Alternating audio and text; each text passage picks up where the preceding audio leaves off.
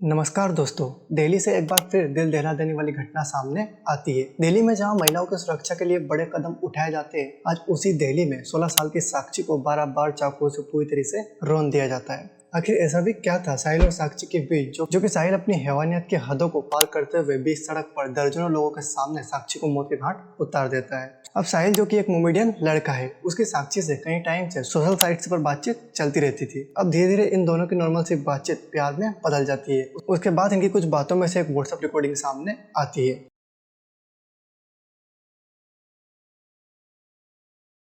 अब यहाँ audio clip साक्षी के मर्डर के एक दिन पहले की है, जिससे साफ पता चल रहा है कि कुछ बातों को लेकर इनकी अनबन चल रही थी। लेकिन उसी के एक दिन बाद जब साक्षी 28 मई शाम के टाइम सहबाज डेयरी के पास से होकर अपने फ्रेंड के बेटे के बर्थडे में जाती है, तो उसी बीच साहिल वहाँ आता है और साक्षी को रोककर बिना कुछ सोचे समझे चाकू से साक्षी को मारना शुरू कर देता है। आसपास के लोग वहाँ साक्षी को कुछ समझ आता जब तक साहिल तकरीबन 10 से ज्यादा बार साक्षी को चाकू मार चुका था। अब इस बीच सीसीटीवी की फुटेज में आप देख सकते हैं कि दर्जनों लोग वहां से गुजर रहे थे, लेकिन किसी ने साहिल को एक बार भी रोकने की कोशिश तक नहीं की। और देखते ही देखते उन 1.5 मिनट में साहिल इतना ज्यादा बेलगाम हो चुका था कि 15 चाकू मारने के बाद भी जब उसके मन को संतुष्टि नहीं मिलती है, तो वहाँ पास से तकरीबन 40 केजी का पत्थर उठाता है और साक्षी को पूरी तरीके से कुचल देता है। अब बीच रोड पर हो रही इस वारदात को आसपास से गुजर रहे लोग किसी पिक्चर की शूटिंग की तरह देखते हुए नजर आ रहे हैं। उसके बाद उसी रात साहिल दिल्ली छोड़कर रिठाला जाता है। अब वहाँ पर मर्डर किए हुए चाकू को छिपा देता है। उसके बाद वो वहाँ से बुलंदशहर के लिए रवाना हो जाता है। अब उसको पुलिस का डर सताने लगता है। उसके चलते वो अपना मोबाइल फोन बीच में ही बंद कर लेता है। उसके बाद एक के बाद एक वहाँ 2 बस को बदलता है। उसके बाद बुलंदशहर में वो अपनी बुआ के घर पहुंच जाता है। अब वहाँ जाते ही साहिल अपनी बुआ के सामने बहुत नॉर्मल सा पेश आता है,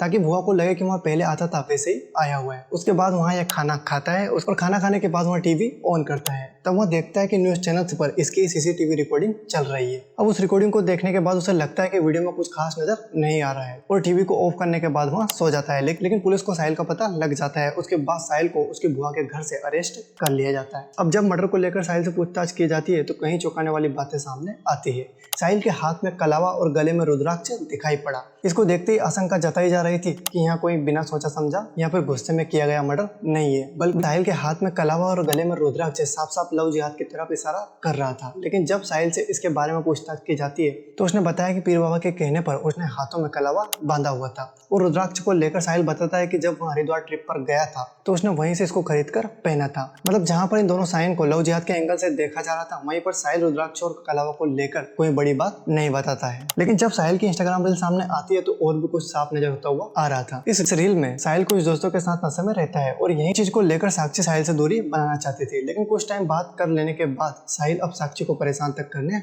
लगता है। लेकिन इतनी सी बात पर साहिल ने साक्षी को इतनी बेरहमी से नहीं मारा है, क्योंकि वजह कुछ और ही थी। अब साक्षी साहिल से पहले प्रवीण नाम के लड़के के साथ रिलेशनशिप में थी, लेकिन उसके साथ अनबन के चलते उसने साहिल से बातचीत शुरू कर दी थी। उसके बाद वो फिर से प्रवीण से बातचीत शुरू कर देती है। अब प्रवीण के नाम का टैटू साक्षी के हाथों पर दिखाई पड़ता है। अब यहाँ सारी चीजें साहिल को बर्दाश्त नहीं हो रही थी, तो इन्हीं सबको लेकर साहिल ने साक्षी को धमकाया भी। इसके बावजूद साक्षी ने साहिल से दूरी बनाना सही समझा, लेकिन साहिल को यह बात एक हद तक रास नहीं आ रही थी और इसी के चलते उसने साक्षी को मारने तक की धमकी दी। अब इस बात को लेकर जब साक्षी बहुत ज्यादा परेशान हो जाती है, जबरू उर्फ अजय को बताती है और उससे मदद की गुहार लगाती है। अब अजय जाता है और इन सब बातों को लेकर साहिल को धमकाता है, लेकिन तब तो साहिल समझ जाता है। लेकिन एक दिन बाद ही साहिल के सर पर साक्षी को मारने का भूत सवार हो जाता है और मौका मिलते ही 28 मई की तकरीबन 8:55 पर साहिल सहबाज डेयरी के पास साक्षी को ताबड़तोड़ चाकुओं की बौछार कर देता है और 1.5 मिनट तक चाकू और पत्थर से साक्षी की जान ले लेता है। अब साहिल पूछताछ में बताता है कि अजय की धमकियों से वह सोच रहा था कि अजय उसे कहीं ना कहीं मार देगा, तो इससे पहले अजय साहिल को कुछ करता उसने साक्षी को ही मार दिया। अब इतनी बेरहमी से साक्षी को बीच रोड पर मार देना और साहिल के हाथ में कलाव और गले में रुद्राक्ष का होना काफी हद तक मामले को लव जिहाद की ओर ही इशारा कर रहा है। अब इतनी बेरहमी से 16 साल के लड़की को मार देना, इससे पहले दिल्ली में श्रद्धा के 35 टुकड़े करके फ्रिज में रख देना दिल्ली को क्राइम की काली दुनिया से रूबरू करा रहा है। अब सबसे बचना है और कल के केस को अगर देखा जाए, तो सरकार से भी पहले दिल्ली की जनता को इन क्राइम के पीछे आवाज उठाने की जरूरत है, क्योंकि दर्जनों लोगों के होते हुए भी लगातार चाकू से लड़की को बीच सड़क पर रौंद देना क्रिमिनल्स के और हाथ खोल रहा है और इससे एक हद तक क्राइम को बढ़ावा ही मिल रहा है। और यह मामला लव जिहाद का ही या फिर नहीं, कमेंट करके जरूर बताएं। और अभी तक अगर आपने चैनल को सब्सक्राइब नहीं किया, तो चैनल को सब्सक्राइब करें और बेल आइकन को प्रेस कर दें।